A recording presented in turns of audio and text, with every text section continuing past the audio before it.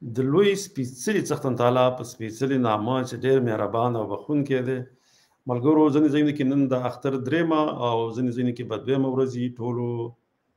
افغانانو مسلمانانو ته یو ځل بیا د اختر مبارکي ورسوو چې په دې وخت کې موږ په ژوندۍ بڼه ګوري. ملګرو د لوی افغانستان تلویزیون ته ښه راغلاست.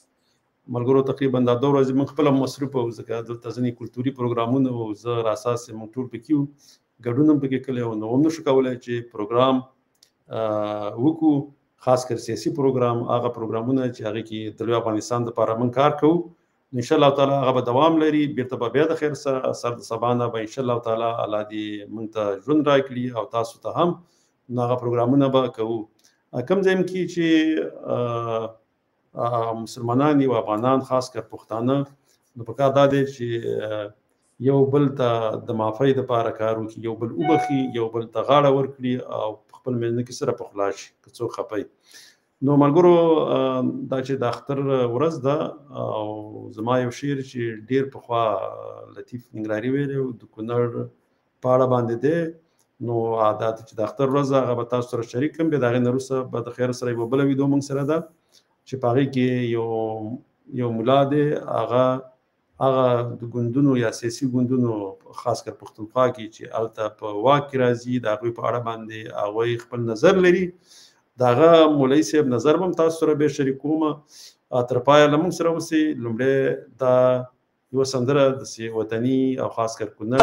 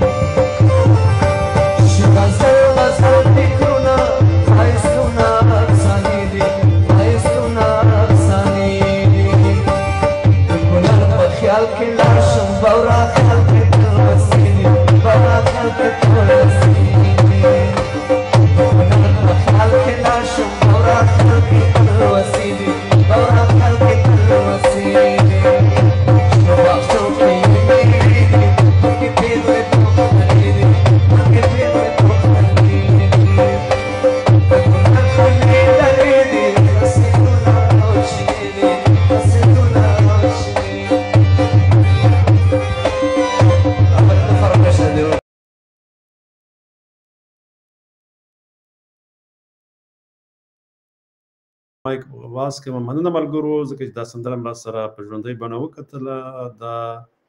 یو لږ څه وخت مخکې لطیف ننګرهاري په یو پروګرام کې په ژوندۍ بڼه باندې ویلې وه نو دې په خاطر چې د اختر ورځ وه مونږ زه دا به در سره شریکه کړم راسا صاحب تاسې د اختر مبارکي ورکوئ بیا ملګرو ته نو بیا ما سره هغه بله د یو مولوي صاحب ویډیو ده چې هغه به خپروم ملګرو ته هغه د ځینې ګوندي په پښتونخوا کې د ګوندي ملایانو په اړه باندې هغې ځینې مهمې خبرې کړي دي هغه به خپل ملګرو سره شریکه کړو ډیره زیاته مننه بورا صاحب تاسو ته او د لوی افغانستان ټولو لیدونکو کتونکو ته هغه څوک چې موږ همدا اوس په ژوندۍ بڼه ګوري او که څوک وروسته موږ ګوري ټولو ته بیا هم دغه لوی اختر مبارک وي او الله دې وکړي چې خوشحاله شیبې ولري خوشحاله اختر ولري نو بورا صاحب مخکې دغه د لطیف ننګرهاري سندره واورېدله چې واقعا ډېر ښکلی شعر و او هغه ټول هغه خیال او هغه دغه ځکه چې هغه د کونړ پکې واقعا ډېر ښه توصیف یې پکې کړی و هغه د کونړ ښکلاګانې تاسې په دې شعر کې راټولې کړې وې یعنې واقعا هغه درې هغه چینې او هغه د کونړ ښکلاګانې ټولې په دې شعر کې وې نو دغه زمونږ خیال و دغه هم دغه وطن طرف ته لاړ نو واقعا ډېر خوند یې وکړو او داسې هنرمندان چې همیشه لکه دی یا دغسې نور هنرمندان دي چې دغه ملي ترانې وایي ملي دغه ټپې وایي دغه ملي تاریخي د پښتنو کلتور عنعنات همدا هنرمندان دي بورا صاحب چې همدغه هنر دی ژوندی ساتي او په دې کې یعنې دی ډېره ونډه لري چې دغه د تاریخ په ژوندیتوب کې او د خلکو په دغه کلتور فرهنګ کې همدغه هنرمندان دي چې کار کوي او واقعا کور یې ودان هغه هنرمندان چې په خصوصا دغه ملي زه د بایکاټ خلاف نه یم بایکاټ د ایمان حصه زیاتره هنرمندانو ویلي دي نو د ټول خبرې ته دوام ورکړي اساس دا په خاطر ما د کوچ مال دا او نو داسې هنرمندان دي کور وداني بس الله دې خوشحاله لري نو دا ډېر مثبت کار دی او واقعا دا د ډېر د افتخار ځای دی نو تا نه هم ډېره زیاته مننه نو بیا دې هم دوستانو ته اختر مبارک وي او زه دغه یوه خبره په آخر کې کوم بورا صاحب چې هغه دوستان چې غواړي موږ سره په آینده کې په دغه پروګرام کې برخه واخلي نو هغوی کولی شي چې د بورا صاحب هغه یا د مسنجر د لارې یا دغه د کامنټ د لارې هغې سره په تماس کې شي نو هر کله راشي زموږ پروګرام ته که هر څوک دغه زمونږ د ایډیالوژي او د فکر سره تاسې دغې سه موافقې سه موږ هم دغه د لوی افغانستان غږ څنګه چې دغه د تلویزیون نوم دی نو په همدغه ارتباط موږ ټول زموږ پروګرامونه او خپرونې چې بورا صاحب تهیه کوي دغه ټول دغه د لوی افغانستان په اړه دغه خپرونې دي نو تاسې کولی شئ موږ سره په دې پروګرام کې برخه واخلئ نو کولی شئ بورا صاحب سره دغه تماس ونیسئ نو بورا صاحب اختر دې ډېرې خبرې نه کوو ستاسې د کور وداني مننه راسا صاحب ډاکټر صاحب ان شاء الله تعالی بیرته موږ سره په نورو پروګرامونو کې ګډون کوي هغه په ځینې اختریز پروګرامونو کې مصروف دي نو دلته بالکل ډاکټر صاحب والا زما مخکې د یاده وته خو والا ډاکټر صاحب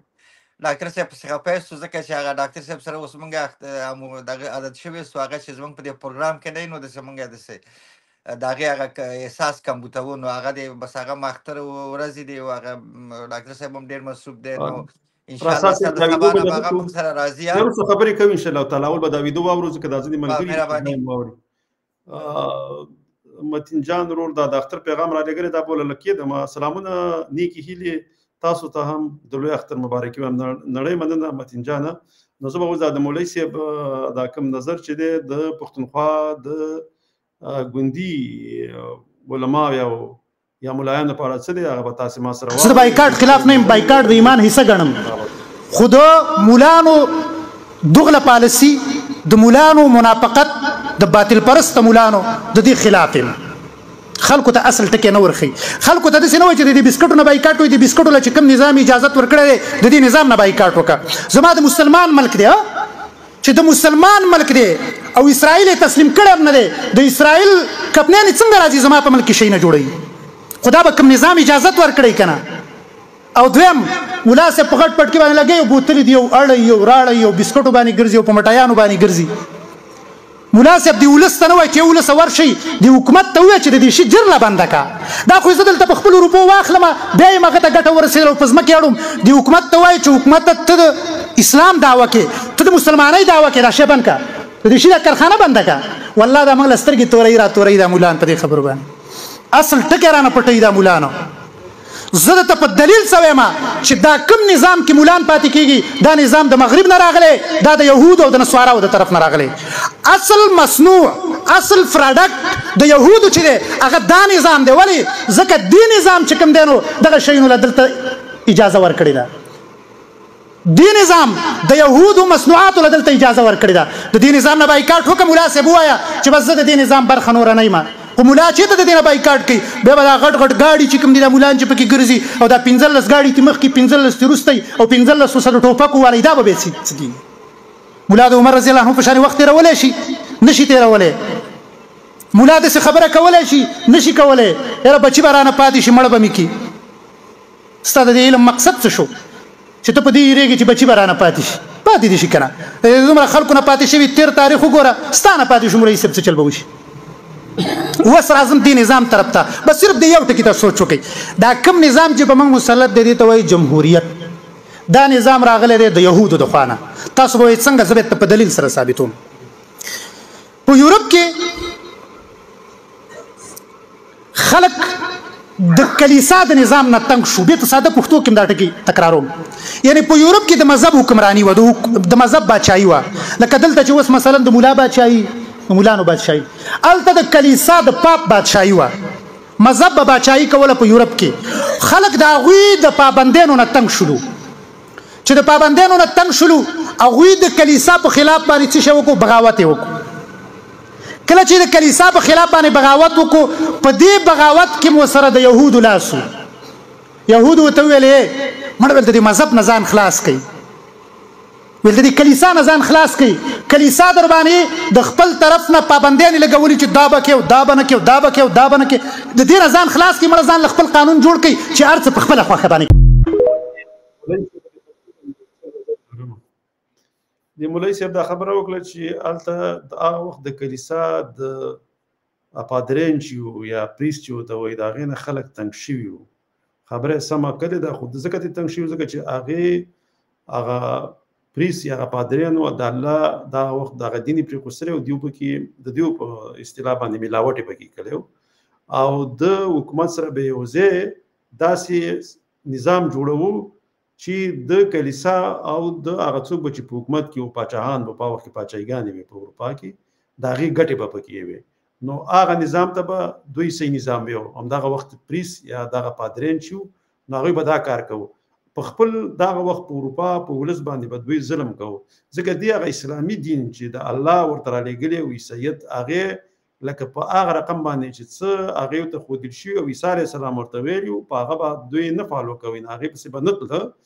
بلکې هغه نظام چې دی پادرینو یا داسې هغه پریست په شریکه باندې جوړ کړی او د هغه وخت د پاچاهانو سره دې خاطر باندې چې دوی په دغه ولس باندې مسلط پاتې شي ظالمان پاتې شي د هغوی شتمنۍ هر څه لوټ کړي نو په دې په خاطر باندې هغوی چې دی خپله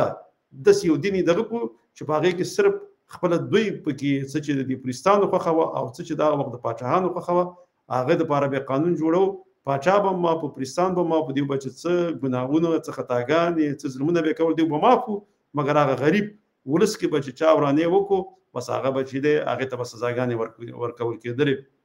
اوس راځو د پاکستان مسلې ته دغه ملایان یا دغه ګوندونه چې دي چې په دې کې جمعیت اسلامي دی که جمعیت علماء اسلام دی پکې چې مولانا فضل الرحمن یې مشري کوي دوی هیڅکله د پاکستان د فوز هغه ظلمونه چې په فاټا یا په وزیرستان شمالي وزیرستان په باجوړ په مند جنسي په سوات دیر په دغه منطقو کې چې دوی دا کوم ظلمونه وکړه دوی ته دوی غلط نشي ویلی ځکه ورته نشي ویلی ځکه هغه په دې باندې پوهېږي چې د پنجاب فوز همدغه خلک بیا په حکومت کې راولي کوم یو چې د پنجاب هرې ناروا او روا ته صحیح ووایي او د هغې د بوټ پالش کوي نو دغه مذهبي ګوندونه چې دي که دا هر څومره په دغه ظلم کوي اسرائیل یا یهود داسې په خوله خو چغې وایي خو عمل کار نشي کولی یو څومره د مخکې په اسلام آباد کې دغه چې دی جمعیت اسلامي هغې به مظاهره وکړه هغه مشران یې ورله ټول بندیان کړله ځکه وایي د یهودو خلاف باندې به غږ نه پورته کوئ نو دغه نظام چې دی دا د خپله یهودي او انګریزي نظام چې دی په پاکستان کې اوس مهال شته او هغه په خلاف باندې چې هغه کوم تحریک طالبان دي او هغه جګړه کوي د نظام خلاف باندې هغه د دې په خاطر باندې کوي چې دا سیستم چې دی د خلکو ته یو رقم ښکاره کوي مګر اسلامي سیستم نه دی اسلامي نظام نه دی او هغوی د هغه نظام لپاره کار کوي چې وایي چې ته خالص او سوچه اسلامي نظام په پاکستان کې راولي هغه د هغوی دغه دپاره کوم د قربانیګانې چې ورکوي روان دي او بلوچان خپل ځان لپاره خپلواکي غواړي هغه صرف خپلواکي غواړي هغې په نظامونو کې کار نه هغه وایي چې موږ باید د پنجاب د دغه چې دی د محکومیت نه د دې نه ځان خلاص کړو ځان ته یو خپلواک او په خپله خوښه یو حکومت په بلوچستان کې جوړ کړو او دغه پنجابي د فوز د زور زیاتي نه ځان خلاص کړو په خپله بلوچستان کې خپله ژبه خپل کلتور او خپله هر څه چې دي هغه چې دی په خپل سیمه باندې واکمن کړو نو هغه د هغوی دپاره جنګ کوي نو په کار دا ده چې دغه زمونږ دغه ولس چې په پښتونخوا کې پښتون ولس دی دغه ځینې ګوندونه په مختلفو طریقو باندې دغه کوي د دوکه کوي بس کله ورته یو دغه کوي کله ورته بلکې هغه ګوندونه چې ځان ته ملت پال هم وایي دغه هم دغه د پښتون ولس دی دا دوکه کوي هغه پالیسي مخکې نه وړي چې په هغې کې د پښتون ولس د پښتو ژبې د پښتون کلتور د هغې پکې ګټئ بلکې هغه پالیسي مخکې وړي چې کوم یو ته د پنجاب فوز نه ډیکټیټ کیږي دی هماغه شی پر مخ باندې وړي نو په کار دا ده چې پښتانه هغه ګوندونه چې هغه مذهبي دي او هغه ګوندونه که هغه ځان ته ملت پاله هسې په نوم باندې وایي او د پښتو او د پښتونخوا سیمې او د لوی افغانستان دپاره کار نه کوي پوه شوئ چې دوی خپل هغه پښتون ولس ته دوکه ورکوي هسې د هغې دغه ځینې دغه استعمالوي د سیاسي نارې مګر کار هغه پنجاب فوز ته کوي او د هغې د خوشحالولو په خاطر باندې داسې کارونه کوي چې دوی په حکومت کې راولي دغه ټول چې دي د خپل ولس او د خپلې خاورې سره ټول چې دي غداران دي نو په کار دا ده چې د دې د په دغه دوکو باندې ټول پښتانه پوه شي د داسې یو تحریک سره ودرېږي چې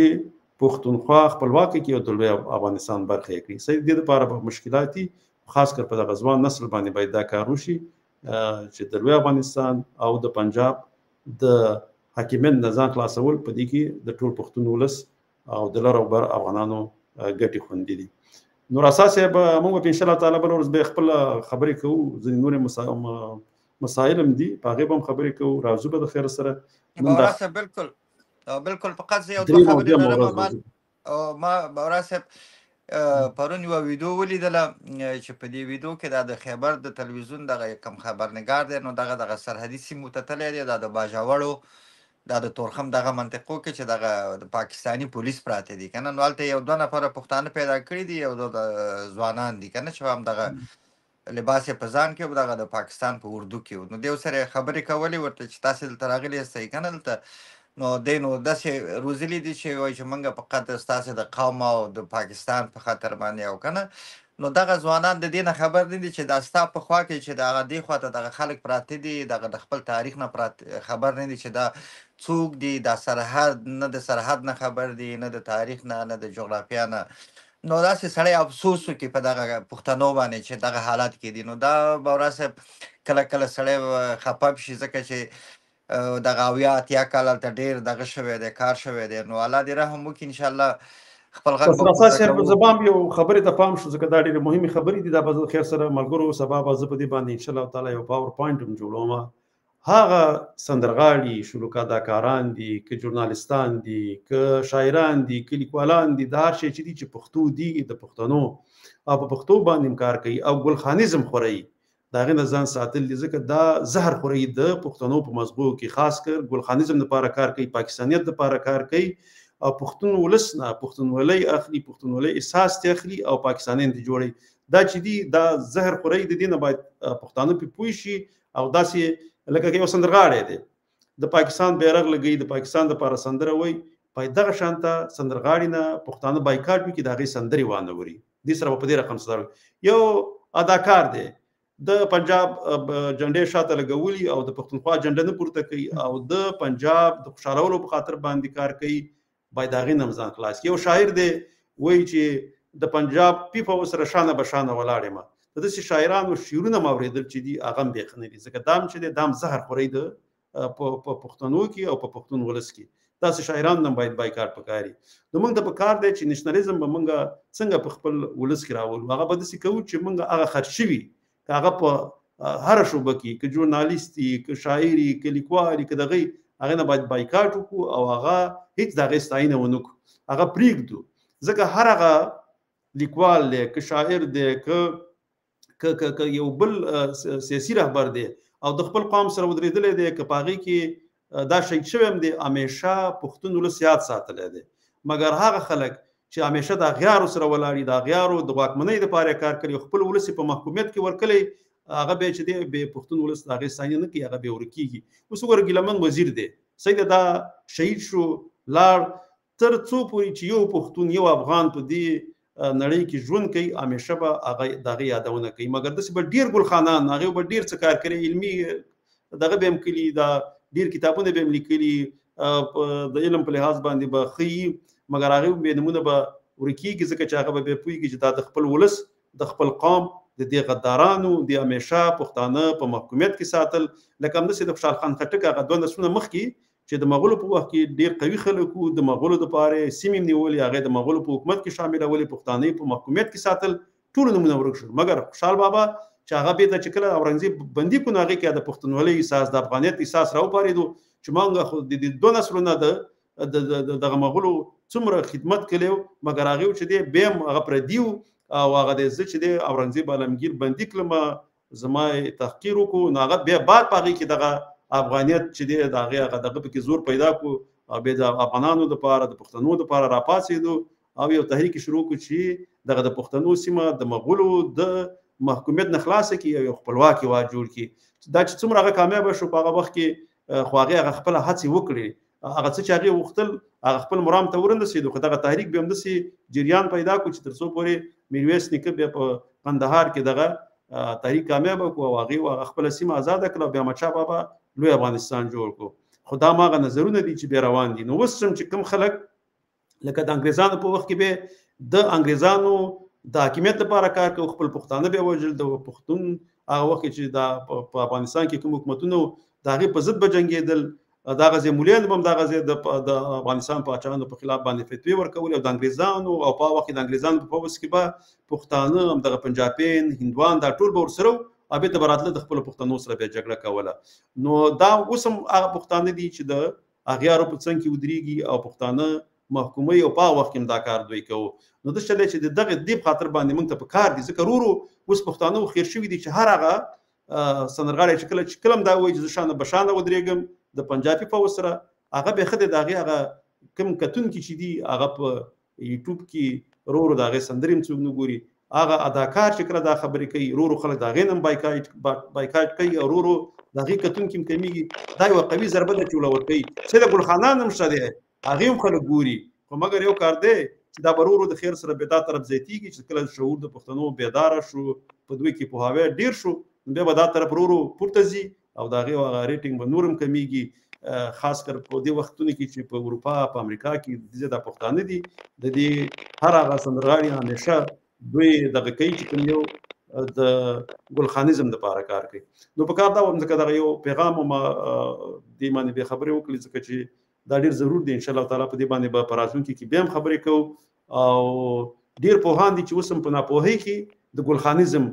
دغه زهر چې دي دا شیندي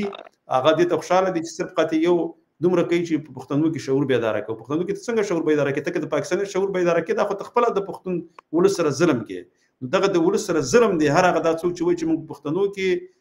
شعور بیداره کوو هغه د پاکستاني دپاره کار کوي او د پاکستان وایي چې زه سید د پاکستان دی هغه کله کله داسې مثال راوړي چې 2 ورونه دي هغه هم جدا کېږي زه ورته بیا دا مثال راوړم چې 2 ورونه جدا کېږي بیا یو ورور چې جدا شي ځان ته بل پلار نه نیسي بیا خپلواک اوسېږي په خپله سیمه باندې بل سړی بل ملک نه راولي چې هغه پرې حکومت وکړي یا په خپل کور باندې خپل سړی نه راولي بل پلار نه نیسي هغه بیا همداسې آزاد پاتې کېږي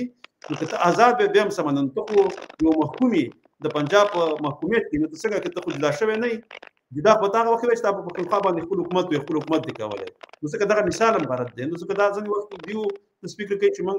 پښتنو ته شعور ورکوو د یووالي خبره کوم خو زه پاکستاني یم او زه په پاکستان کې ته په پښتونولۍ باندې ولې خپل دغه ویاړ نه کوې چې په پاکستانیت باندې ویاړ کوې چې په دغه بیرغ ویاړ کې ولې د پښتونخوا بیرغ نه پورته کوي چې په دې باندې ویاړ وکړي نو دغه مسلې دي ان شاء الله تعالی په دې باندې همیشه موږ راځو په دې خبرې کوو سره په ځان کې نور خبرې دي اساس د ټلیفون د شغاره کوي مې څنګه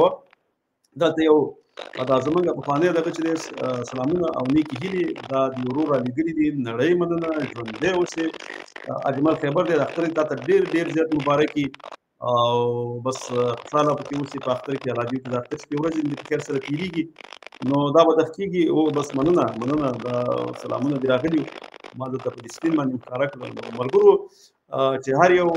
یوټیوب کې یا په فیسبوک باندې موږ ته کمنټ کوئ دلته په دغه سکرین باندې هغه به ښکاري تاسو ته دلته موږ به خبرې کوو کله کوم سوال هم تاسو کوو هغه جواب هم درکوم جواب به درکوم ان شاء الله تعالی نو یو ټیک ټاک چې هغه موږ ته په دې ځای کې دا به کمنټ نه ښکاري کیږي موږ تاسو په آنلاین باندې در اساس دا ټلیفون څنګه کوي په خاطر باندې بدل دغه به وسن پریږدو د پراتون کې ان شاء الله تعالی به بل موضوع سره راځو تر بل پروګرام پورې په الله سپارم خوشاله آرام او سوکاله ژوند ولرئ ملګرو د الله په امان